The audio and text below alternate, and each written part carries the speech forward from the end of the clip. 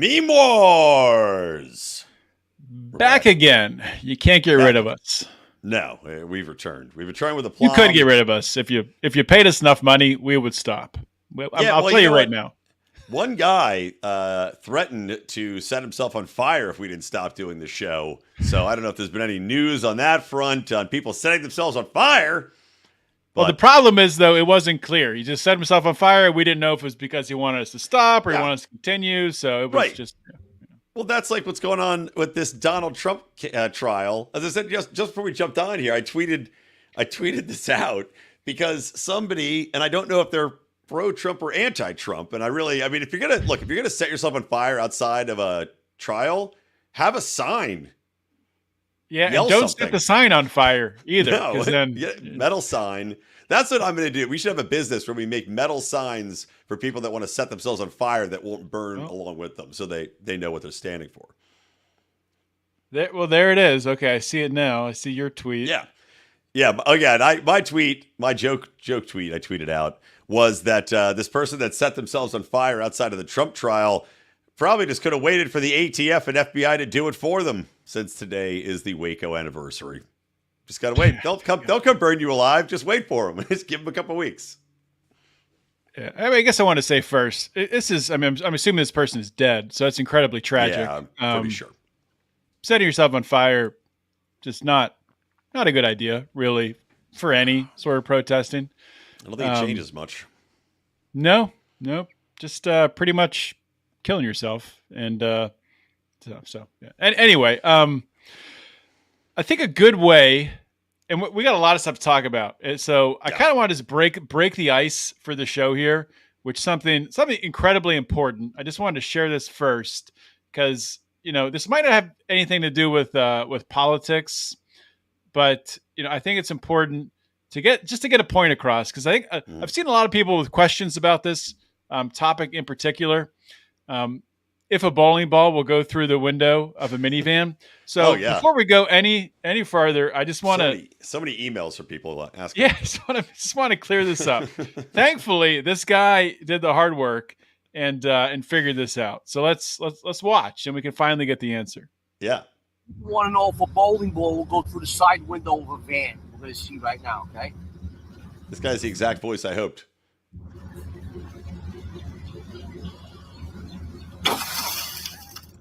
There you go. Wow. Yeah, it goes right through. No problem. I mean, dude, you took the words right out of my mouth. Like, could there have been a better guy to make that video? I don't think so. It's incredible. Oh God. Does he have a whole series? I'm kind of in. Just throwing bowling balls through different things. Let's find out. You guys think that if I put a cat in a dishwasher, it'll get wet? Well, let's find out. Yeah, that guy's fucking ridiculous. Well, that was a good. I think if I set myself on fire, that I will burn. Do you think I could get Donald Trump freed? Yeah. So anyway, we'll see if any breaking news comes out on that. But as we speak, also, as the title of this episode indicates, there have been bombs dropping. Israel just bombed Iran in response to Iran dropping some drones, some missiles that did nothing against Israel because Israel bombed an embassy of theirs in a foreign nation. Not even in Iran, although I guess it is sovereign property of the Iranian nation, right? As all embassies are. So yeah, I don't know. What do you think? World War III coming? I don't know. It's crazy because so last night when before Israel bombed Iran, I guess the Biden administration was negotiating with Tehran about some sort of deal with their new nuclear deal that they would try to get Israel to not bomb them. And I guess Israel said, screw you, Joe Biden. We're just going to go ahead and drop these bombs anyway. So I don't really have a strong feeling about that in particular, but just from an optics standpoint, from the U.S. still being a party that has any sort of control over the situation, they don't. No. Not that that's necessarily good or bad, but I think from a perception standpoint, when it comes to voting for the president, that's something that a lot of people are probably going to look at. Yeah, I think so too, man. It certainly seems that Joe Biden is weak and ineffective when it comes to negotiating, to trying to de-escalate the situation, because he keeps tough talking. He's like, hey, I told him don't, and to Netanyahu was like, hey, you better not. I don't know. It's like he doesn't give a shit, man. He's gonna do what he wants, and he knows that the assholes running our country are still gonna send money to Israel. Israel's like, hey, suck us. Suck these hairy dicks. And we're like, okay, can we give you more money for that? Thank you for not listening to anything. Here are arms and trillions of dollars. Well, billions at least. I think you talked about this on Mean Age Daydream when it happened, but State of the Union. So afterwards, Joe Biden was caught on a hot mic saying that he needed to have a come to Jesus moment with Netanyahu, which is just like the most ridiculous thing that you could say about someone who is Jewish. I know. And it's just totally over Biden's head. And the media just like nothing. You get nothing from them on it. If Trump had said that, oh my God, you would not hear the end of it. Oh, absolutely. And also, anytime I hear that, Jesus and Jews, it reminds me, I think it was the Simpsons episode where Krusty's dad is on there. And they're asking about Jesus, and he's like, well, we believe that Jesus was a man, but not that he was the son of our God, our savior. It's something like that from The Simpsons. Always brings it to my mind. It's and nothing seems to happen. Nothing seems to move forward. Nothing's getting resolved. There's still bomb in Gaza. They're now pressuring Iran and ratcheting up things there. And Joe Biden to come to Jesus meeting didn't seem to either happen or didn't seem to do anything. And in the meantime, we're being told that let's not forget that Israel's our greatest friend and ally. Yeah, of course. Do you get your Christmas card from Israel? Because they'll send them out. They don't believe in Christ, but they'll send you a Christmas card out to their best friends and allies. Every year, personalized. Look forward to it's it. very, very nice. I'm waiting for mine from Zelensky in Ukraine. No Christmas cards from Ukraine. Nope. Canceled Christmas, just like he canceled all political parties, media, freedom of speech, etc. Yeah, I mean, I was having this conversation last night. So I'm part of, speaking of Jesus, I'm part of a Christian Libertarian book club with the LCI, the Christian Libertarian Institute. Pretty good discussions. We were reading where's the book? This book right here, which I think is a pretty good read, even if you're not Christian. Can you see it? An Ethic for Christians and Other Aliens in a Strange Land by William Stringfellow. But we were talking about what has happened to the anti-war left. Yeah. And I said that I think it is starting to come back in the younger generations. And you're seeing that through these, TikTok videos and, Instagram reels of young people basically saying I think we played one 2 weeks ago whenever we did this last time. What the heck is happening? We're sending billions of dollars to Ukraine and I'm making $90 a year and can't afford to live in my parents' basement, which that's true or not. I'm sure they can afford that in their parents' basement.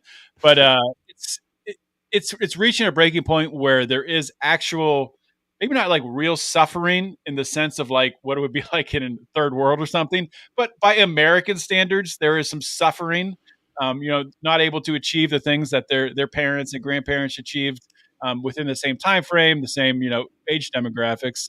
So I think by way of comparison, there's suffering with previous generations, and that is starting to piss off the younger generation. Yeah, without a doubt, man. I mean, it's not forget too, like it's not just the power to earn and buy a house, which is like out of reach for almost anybody that's coming out of college. But now with the inflation that's hitting everybody, you're just so stretched thin. And we've talked about this before too. Just like the grocery bills are just astronomical. Everything's astronomical. And yeah, the younger generation, I think, is waking up to that fact, And I saw we just hit, by the way, $1 trillion in debt, in interest. $1 trillion is our average interest payment in our debt now. I don't I can't even understand that. Like I can't understand that amount of money, and it's just insanity. It is ridiculous. So while Biden's trying to buy these fuckers off with student loan debt, erasure, which is, I still don't understand. It's unconstitutional. I still don't understand how the fuck it's happening. But he's trying to do that, and that's a fine thing. But it still's not going to buy you a house. It's still not going to, erasing debt is not the same as giving you earning potential.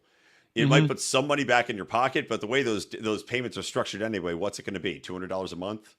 $40 a month? I don't know if this is true or not, but I saw this somewhere that the average earning of, and maybe this is a couple, not an individual, but the average earnings of those who are getting these student loan payoffs, it's like $120,000 a year. So it's not like it's helping people who are making, $50,000, $60,000 a year.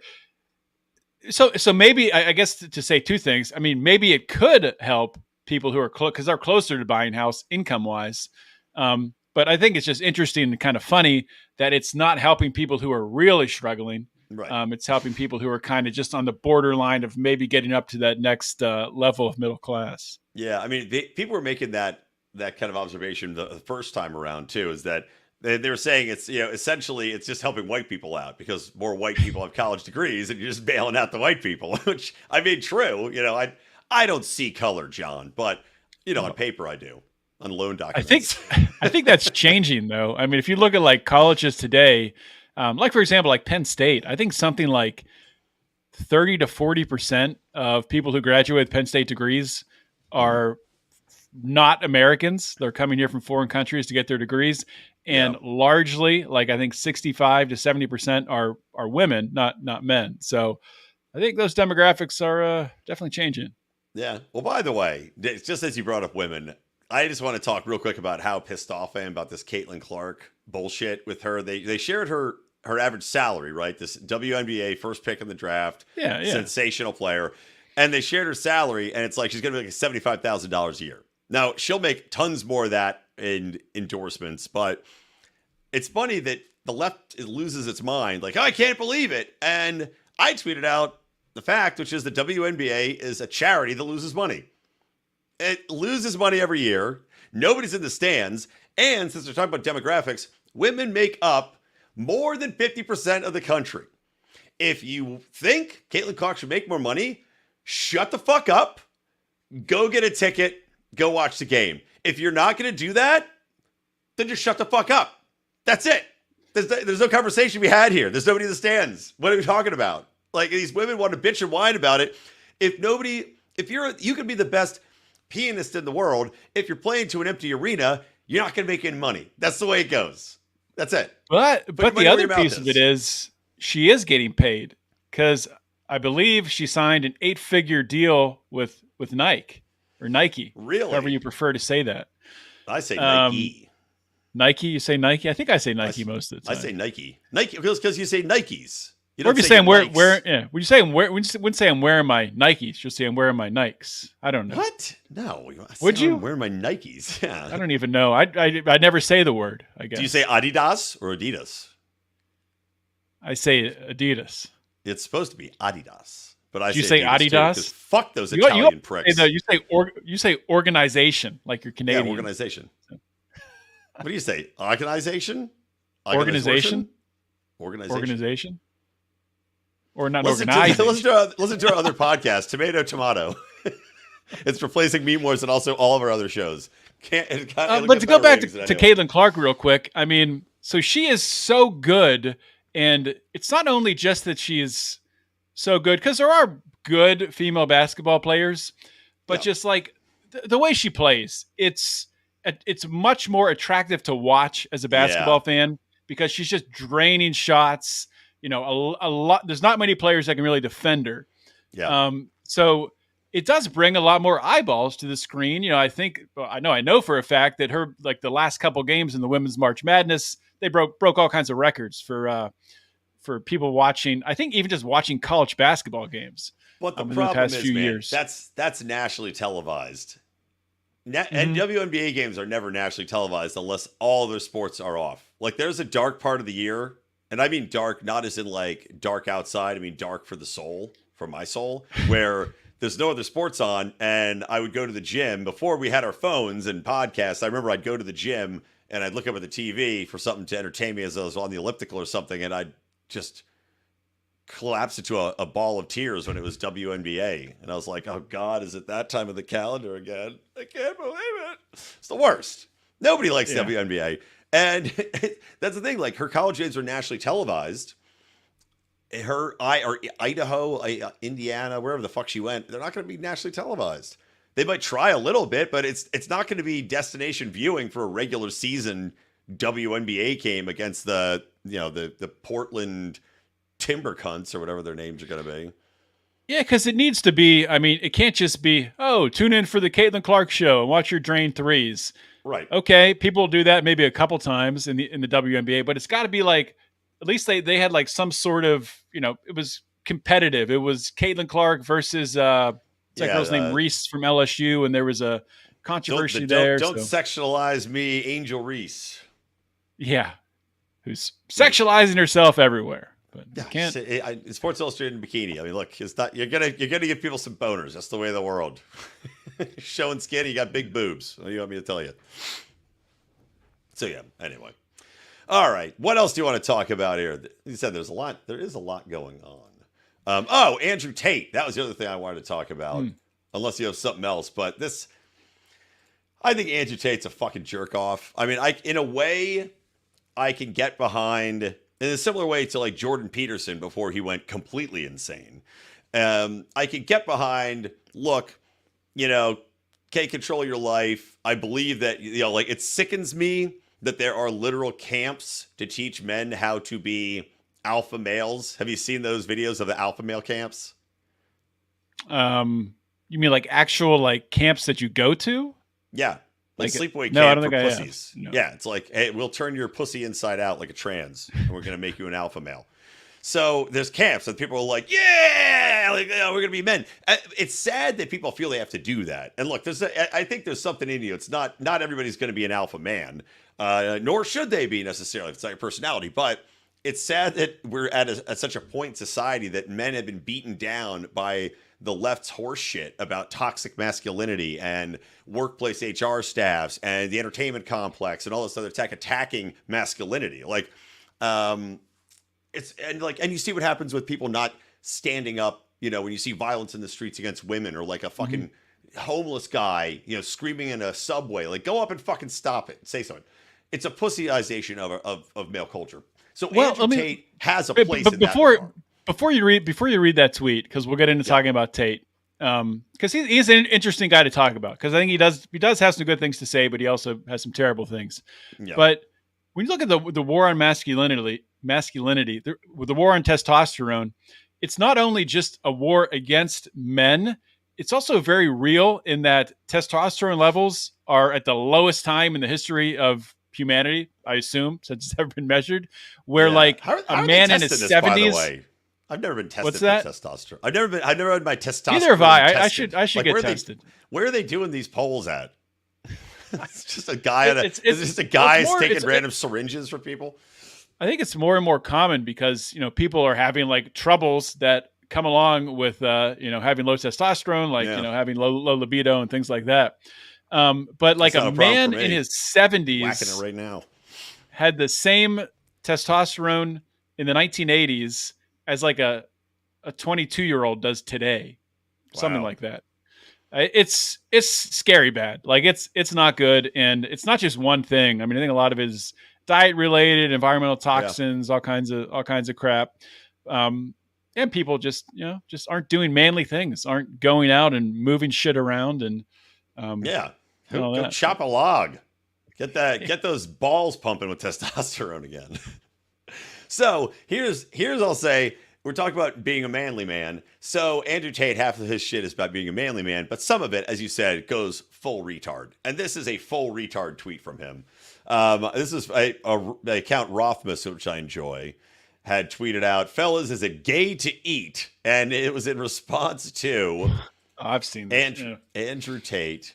And here's what Andrew Tate had said. He says, "Food's awful and eating sucks. I eat the bare minimum and as fast as possible. I hate eating. I hate feeling full. Men who think cooking makes them manly are cucks afraid of the cage, desperate to validate a non-existent masculinity. Imagine how stupid you have to be to find food entertaining, literally embarrassing." And then to Rothmus, he says, "Is it gay to eat?" And Andrew Tate replied, "Yes." This is like a fucking king idiot take. And I say this, maybe I'm personally impacted by this because I was a cook for many years, right? Took pleasure in cooking. I think cooking and the knowledge of how to make food that's delicious and nourishing is something that is like an epitome of manliness. There is something about being able to take the meat, the vegetables, the sustenance that surrounds you, and turn it into something fucking beautiful. There's nothing gay about that. It is. I mean, if we're going to talk about how you express a manliness or how you express greatness, that's going to come out in different forms. It's not all fucking grunting and lifting heavy shit. You should do that, but it's not all that life is about. And eating is a necessary component of life. Why would you not want to do the best job at eating that you can? And that's called learning how to fucking cook. Yeah, this is a super meathead take. I mean, this goes like there's a lot of big buff guys, weightlifters, probably on steroids, who their diet is they're just eating unseasoned chicken and well, there's Liver King walking around unseasoned rice, bull testicles on steroids. Yeah, well, I mean, even worse than that. I'd rather eat bull testicles than freaking unflavored chicken breasts all the time. That's just disgusting. It's the worst. God, it's horrible. But I guarantee it tastes the same, by the way. A bull testicle probably tastes the same, or as you said, better than a chicken breast, and they have the same consistency. Yeah, exactly. Maybe it's a conspiracy. Maybe we've just been eating freaking bull testicles the whole time and not actual chicken. Damn you, big bull testicle! But one of my favorite shows to watch, and it's on Netflix. They bring seasons on, take them off. It's a show called Meat Eater. And it's a guy by the name of Steve Rinella. He's got a whole crew where they go out hunting or fishing or whatever. And that's like the first part of the show. They go, they kill an elk, they kill a moose, they catch a bunch of fish, they get shrimp, whatever. Then the second half of the show is cooking it so it tastes good and taking the time. And that whole cycle there is, I think, a big part of being a man. I think every man should at least one time in their life go out and actually kill something and then turn it into food that tastes delicious. I think that's something to strive for. Yeah, definitely. But it's just so weird. He's like, I eat the bare minimum and eat it as fast as possible. That's not good for your digestion either. No. Wolfing down food like that's why he's feeling bloated. Yeah. He's swallowing air along with his food. It's gonna be funny when he chokes to death because he hasn't chewed his food properly. Just ends up swallowing an entire hot dog. Part of it is with Andrew Tate, you have to understand that he is looking to build his influence, build his followers, all that. And one way you do that is just by creating division. And he's just creating division in a very, very stupid way here. Just to do this. We're talking about him. Look at that. There you go, Andrew Tate. I know. He did it. Idiot. He did it. Tim Pool does that shit a lot too, and actually pisses me off. Yeah. But I don't really listen to Tim Pool much. I know a lot of people like him. I don't listen to Tim Pool at all. I have no interest in Tim Pool in any way whatsoever. Yeah. All right. What do you got for me? You got some memes to smack up in my face? Yeah, I got one to drop here. Whoops. What the heck am I doing? Here we go. Every time. Haven't heard why is it not sharing? Hello. Every there time. We go. Haven't heard of Carrie Wedler in a while, but apparently she's still out there. So she tweets, people upset the criminals who run the government fail to realize that government itself is a criminal organization, and so it attracts criminals. The difference between government and organized crime is the collective belief that government deserves a moral exemption for its threats and violence. Also, another difference is like the mafia, organized crime, they didn't go out and like have their members who were running for, positions in the mafia solicit donations from outside organizations and then, make their policies and their rules to benefit those. So the government's even worse than the mafia in that it's doing that. It's literally creating rules and regulations and laws to benefit the people who donate the money to them. Yeah. And at least the mafia, they're running protection rackets. And typically, you don't have the people that are under protection get randomly attacked by another mafia group from across the world because of something your mafia did. Doesn't happen that often. That's true. The mafias stick. I mean, of course, you have it's Chicago a very localized mafia form. Very pretty localized. There were some alliances, I'm sure, but Yeah. All right, I've got my my next one up here. If I can find it. How the fuck? Why is it not opening up? Oh, there we go. Giga-based dad. So that's this tweet cracked me up. And just that there's a lot of talk about abortions, and Jason Carrier set this through, longtime listener and supporter. So it's got a chick that says, "Mommy E thought that hoe over there," and she's saying, "I've had like 5 abortions. I'll start a family when I'm ready. I feel so empowered. My body is a temple." And then of course your trad wife style to the right says, "Yeah, an Aztec temple." It's pretty good. that's pretty good. It's pretty good. I've never heard that response to "my body's a temple" before. It's pretty funny. So kudos. All right. So let's turn the page to Joe Biden here. Joe Biden is now talking about how many people are telling him to F off. Oh God. I never thought I'd see a time when I'm going through a neighborhood or a rural town in the West and see big signs that have a Trump sign in the middle that says F Biden, and having a little kid standing with his middle finger, 7 years old, 8 years old. Well, I promise it happens all the time. Well, I I mean, promise it happens all the time. Well, those little I'm sure kids it just happens don't wanna be even molested. more than he sees. It has to be, for him to be yeah. talking about it. It has to happen a lot, and I'm sure there's a lot that they shield him from. So it's probably almost constant. Oh yeah, he's the opposite of Keanu Reeves. Who, if Keanu Reeves goes anywhere, there are signs that say "We love you, Keanu." And Keanu Reeves gets out of his car and he knocks on the door and he takes a picture with that family. That's a true story because he's a nice guy. I believe it. Keanu Reeves is a great guy. Super nice guy. Yeah, Joe Biden. I mean, the amount of he deserves. The problem is these people don't get it. It's like Hillary Clinton doesn't get the vitriol why people hate her. Joe Biden doesn't get why people hate Joe Biden, and it's beyond me how they don't see it. Like just the doubling down on the insults, the doubling down on the lies, the doubling down on saying everything. Of course they hate you, Joe. And plus, you're a fucking pedophile. Like, I mean, if that diary, the diary is to be believed, where he's showering with his little, fucking granddaughters and shit, this big flopping, disgusting old dick in their faces. He was just incorrect, and inappropriate. Biden was just in Pittsburgh recently, and of course he has his, stop where he stopped at a Sheetz to pick up sandwiches to take to a construction site. And they always do this, and I wonder if he requests this. It's even creepier if he is requesting this, which I could see it. There's always of course, Sheetz gets notified ahead of time. There's people there ready to shake his hand and say, "Oh, go, it's so amazing you're here." Of course, there's little kids there. And Joe Biden sees them and, he's like, can't contain his excitement. And it is just so creepy. And I'll bet it is like a request that I want two 8-year-old boys there to greet me. Like, yep, it's for sure. Sick.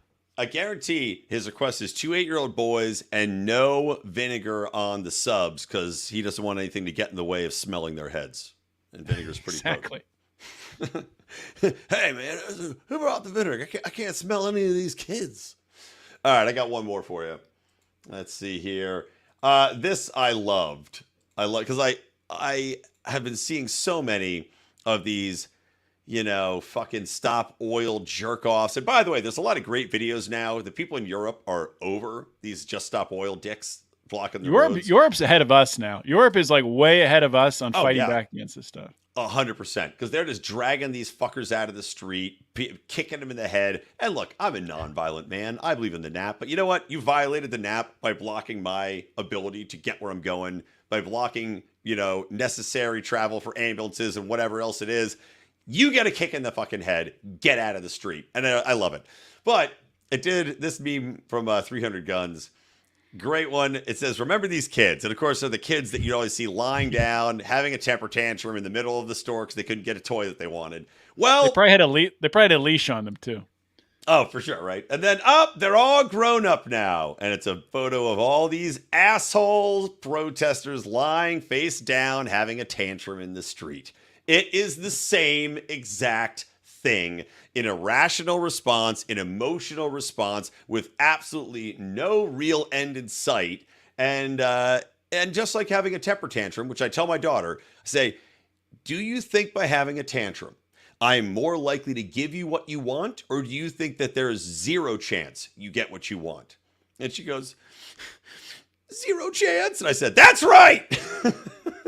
She's learned not to do it anymore. But you know what? It only took a couple times. These fucking idiots, it'll learn. They just keep doing it, and it keeps not doing anything except pissing the rest of us off. That's Brian's new podcast, Parenting with Brian, how to crush your kids' hopes and dreams. Hey, I just, no tantrums, man. Use your words. That's good. It's good advice. She has to beat me in an Oxford-style debate if she wants dessert. You have to wait until they stop hysterically crying, though, to try to reason with them. Yeah, you do. Yeah, any more? Or are you done? I'm done. That's all I got. All right. Well, good show. Solid memeing. Solid conversations and memeing. Bunch of people watching live. Yeah, hopefully some of them are real people and not bots, but thank you for tuning in. Pray. If you are a bot, don't forget to remind me that your pussy is in your bio, because some of you have been forgetting. And if you guys like what we're doing here, please check out the pussies in our bios, at Brian McWilliams, at John Odermatt, at Lions of Liberty, and make sure to subscribe to the show, especially, by the way, if you are watching on YouTube or on Rumble as well. But make sure you hit the notify button. We are shadow banned on YouTube. We have, I think, close to 7,000 subscribers, and nobody ever gets to see anything. So you got to hit the notify button. Otherwise, if you don't mind, we haven't had any reviews written in a while. Go to our podcast on Apple or on wherever you're listening. Please write us a nice review, guys. 5 stars. Let's kick the algorithm in the dick. How about that? Let's get it jizzed up. There you go. All right, guys. Thanks from me, from John, from the Lions of Liberty. Meme on, and have a wonderful weekend. Later.